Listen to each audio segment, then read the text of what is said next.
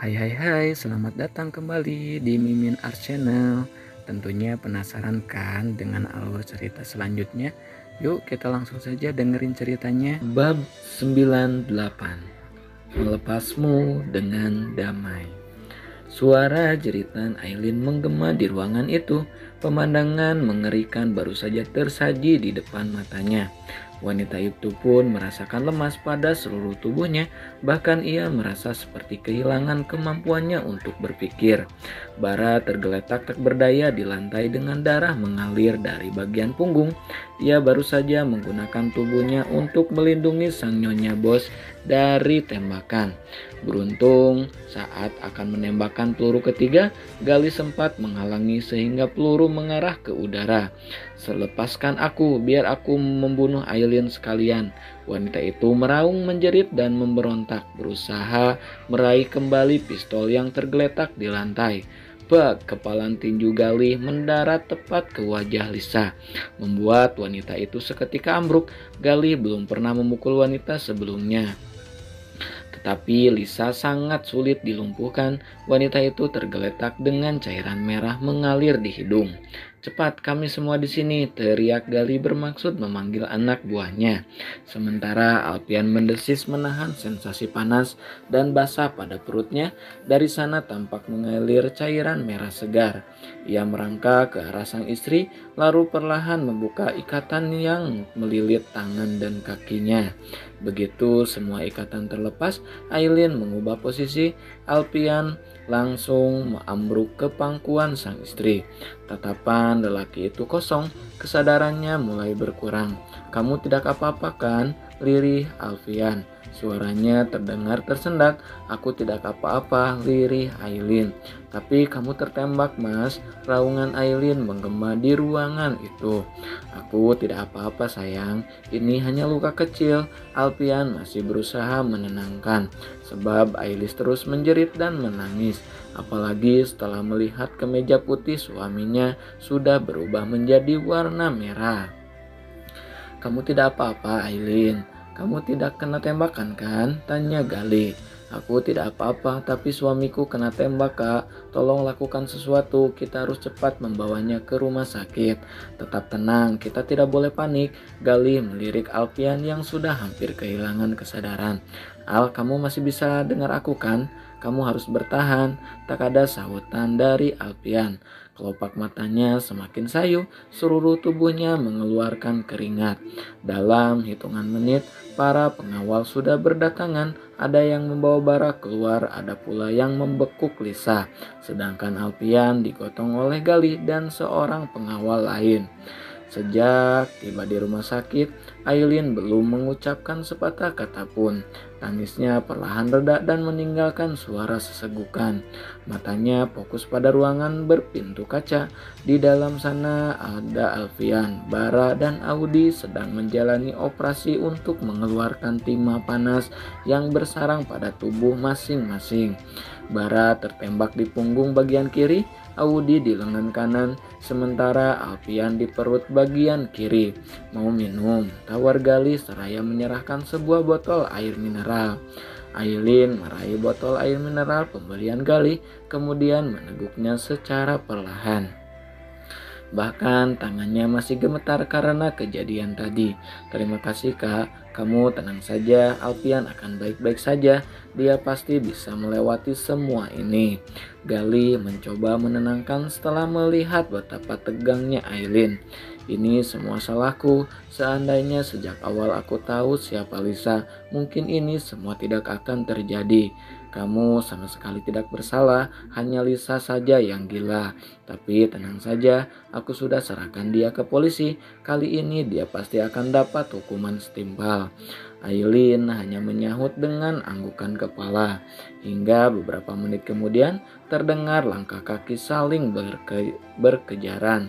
Keduanya menoleh ke sumber suara. Tampak Mama Penny bersama Pero dan juga Mia berjalan dengan tergesa-gesa. Aileen langsung merebahkan diri ke pelukan sang mertua, menangis sejadi-jadinya. "Bagaimana Alpian dan Bara?" tanya Pero. "Masih di dalam, tadi kata dokter pelurunya sudah dikeluarkan. Mungkin sebentar lagi akan dipindah ke ruangan lain." Mama Penny mengusap air mata yang membanjiri kedua sisi pipi. Lalu di mana perempuan jahat itu? Sudah diamankan tante, jawab Gali.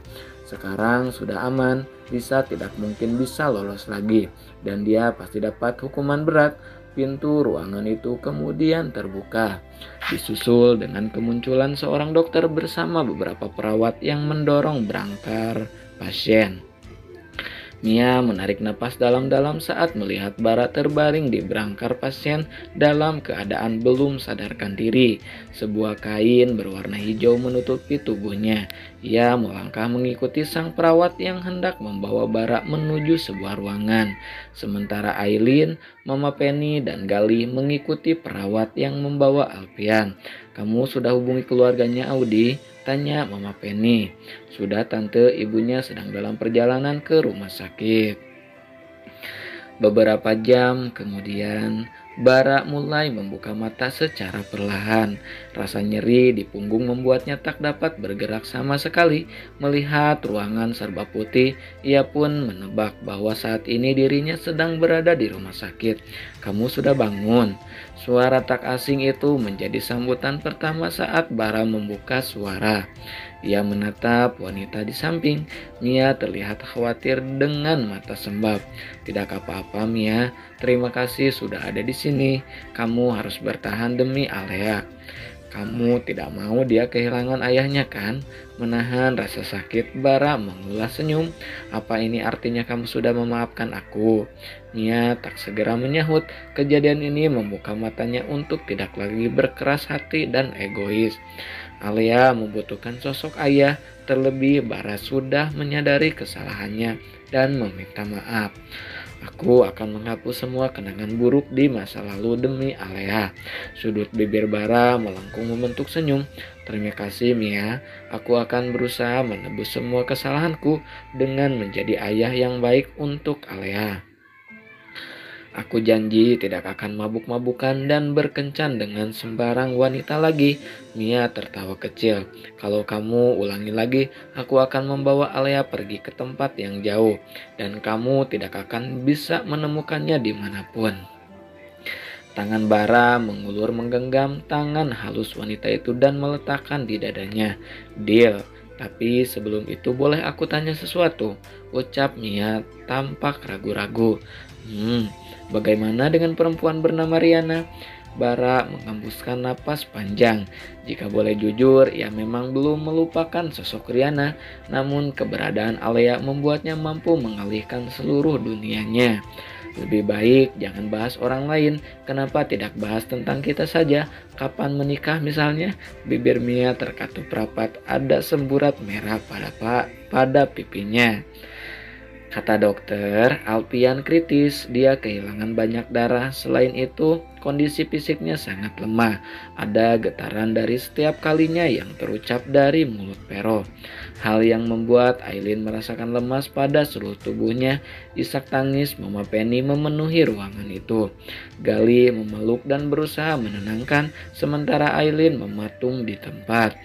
"Apa tidak ada cara yang bisa dilakukan untuk Alpian? Tolong Per, lakukan sesuatu untuk Alpian," lirih Mama Penny. Pero terdiam. Ia hanya dapat memeluk wanita parubaya itu untuk pertama kali. Ia tidak tampak seperti dokter tangguh seperti biasanya. Gestur yang ditunjukkan sang dokter membuat Aileen membeku. "Boleh aku masuk? Aku hanya mau menemani suamiku malam ini, berdua saja." Pero mengangguk pelan, bola matanya tampak berkaca-kaca. "Terima kasih." Aileen tampak ragu memasuki ruangan di mana suaminya sedang terbaring. Sudah 12 jam, namun Alpian belum menunjukkan tanda akan terbangun. Aileen memandangi suaminya lekat-lekat, bahkan untuk menangis pun rasanya ia tak memiliki daya. Memilih duduk tepat di sebelah sang suami, Aileen menggenggam tangannya sangat erat, menceritakan banyak hal tentang rencana masa depan untuk anak-anak dan impian untuk menghabiskan masa tua bersama.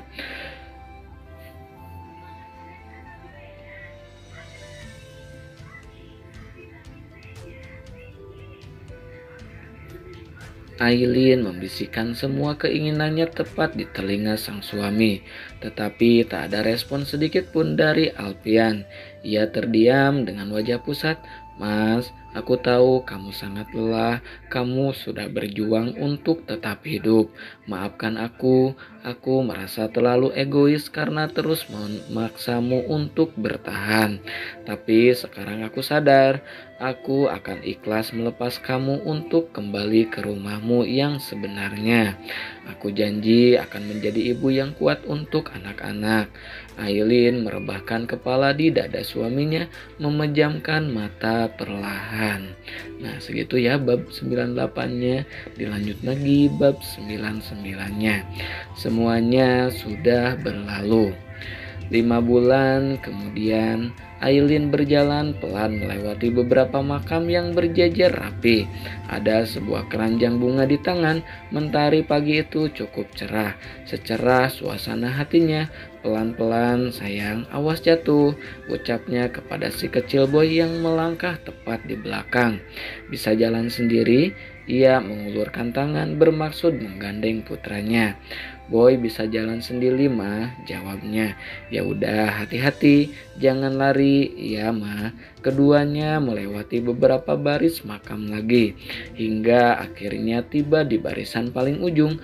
Aileen berucap salam, lalu meletakkan keranjang bunga di samping dan duduk tepat di sisi makam. Wanita itu tampak sedikit kesulitan untuk berjongkok, sebab ukuran perut yang semakin membesar sangat membatasi ruang geraknya. Usia kandungannya sudah memasuki bulan ke-9. Kita berdoa dulu yuk, ajaknya kepada si kecil yang sudah duduk di sebelahnya. Ya mah, boy sudah hafal doanya kan? Sudah, bola matanya berputar ke atas memikirkan sebaris doa yang akan ia panjatkan. Coba, mama mau dengar, pinta Aileen sembari mengusap puncak kepala putranya. Boy mengangguk pelan, mengangkat kedua tangan di depan dada, lalu membaca sebuah doa. Sayang, itu doa makan.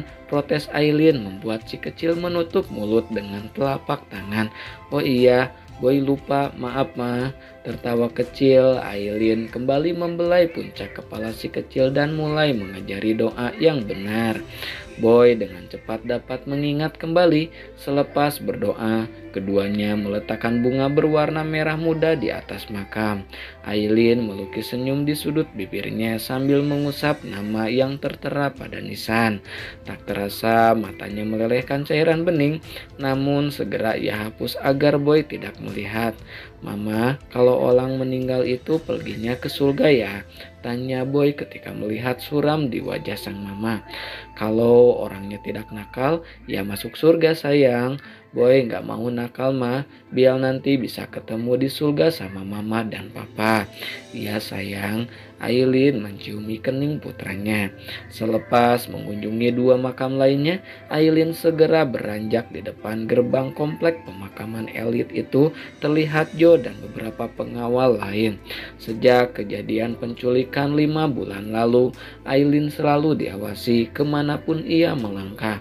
Akan ada beberapa pengawal yang menemani, bahkan untuk berbelanja ke mall pun. Ia akan selalu dijaga. Mau langsung pulang? Tanya Joe membukakan pintu mobil untuk sang majikan. Mau ke kantor dulu Pak Jo, katanya Kak Gali berangkat keluar kota siang ini ya, tanya Aileen. Ya benar, mungkin sekarang sedang siap-siap. Ya sudah, sekalian mau makan siang bareng. Mama, Om Gali mau kemana? Tanya Boy. Anak lelaki itu sudah naik ke mobil lebih dulu dan duduk manis. Mau keluar kota sayang. Kenapa Boy nggak diajak? Tanyanya dengan bibir mengerucut. Akhir-akhir ini Boy sangat dekat dengan Om Galihnya. Keduanya kerap menghabiskan waktu berdua, kadang bermain di taman hiburan atau mengunjungi kebun binatang berdua.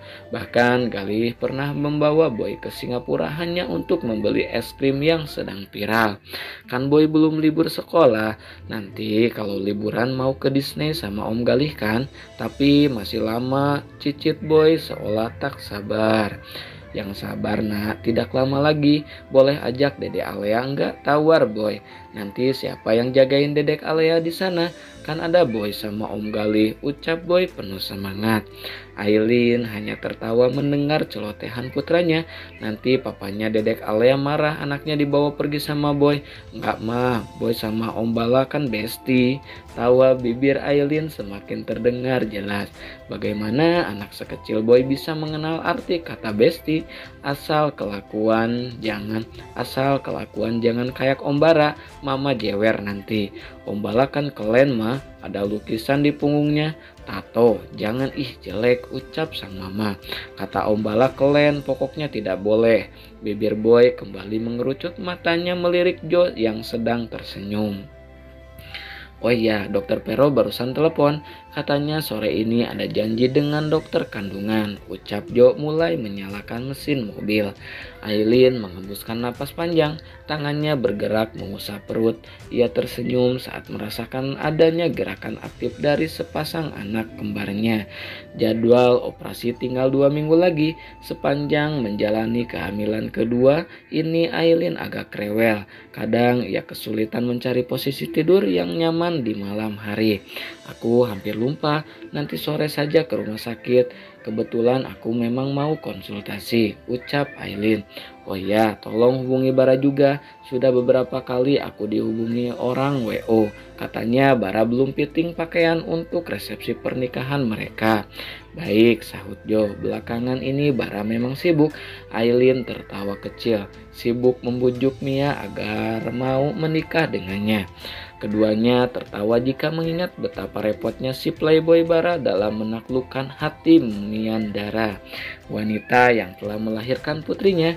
Semoga saja Bara benar-benar berubah. Benar, setahu saya dia sudah tidak pernah mabuk-mabukan lagi. Baguslah, aku senang mendengarnya. Kurang dari 1 jam, mobil di bawah kendali Jo memasuki halaman kantor. Seorang pria berseragam nepi segera berlari kecil dan membukakan pintu mobil untuk sang nyonya bos. Selamat datang, ucap lelaki itu. Terima kasih, balas Aileen tak kalah ramah. Wanita itu menggandeng putranya memasuki lobi. Beberapa staf pun tampak menyambut penuh hormat. Boy yang jarang berkunjung ke kantor itu sempat mencuri perhatian semua orang. Selain karena memiliki wajah serupa dengan papanya, ia juga merupakan ahli waris perusahaan besar itu. Tentu saja di masa depan ia akan menjadi incaran banyak gadis. Bahkan sudah ada beberapa rekan bisnis yang meminta agar Boy dijodohkan dengan putrinya. Namun keinginan itu ditolak Aileen secara halus. Ia ingin putranya memilih sendiri jodohnya tanpa tekanan dari orang tua. Begitu tiba di lantai teratas, Aileen melangkah masuk ke ruangan presdir. Pandangannya berkeliling ke sekitar. Ruangan luas itu tampak kosong. Mama, Boy mau ke tempat Om Gali ya, ucap Boy. Sudah tidak sabar ingin bertemu Om kesayangannya. Apalagi setelah mendengar Gali akan berangkat keluar kota hari ini. Boleh, tapi jangan buat berantakan. Terus mainnya jangan jauh-jauh. Iya mah, Boy berlari-lari kecil meninggalkan ruangan itu. Sementara Aileen memilih berdiri menghadap jendela. Dari ruangan berdinding kaca transparan itu ia dapat menikmati indahnya pemandangan kota di siang hari. Selama beberapa saat ia terdiam dengan pikiran melayang, memikirkan setiap orang yang datang dan pergi dalam kehidupannya. Baru tersadar saat merasakan sepasang tangan melingkar di perut, membelainya dengan begitu lembut. Dari mana sih kok lama? Suara tak asing itu menyapa diiringi kecupan sayang di pipi. Nah, segitu dulu ya bab 99-nya. Nah, ditunggu lagi ya bab selanjutnya. Masih penasaran kan yang terjadi pada Alfian? Oke, ditunggu aja ya. Makasih kakak yang selalu stay tune. Bye bye.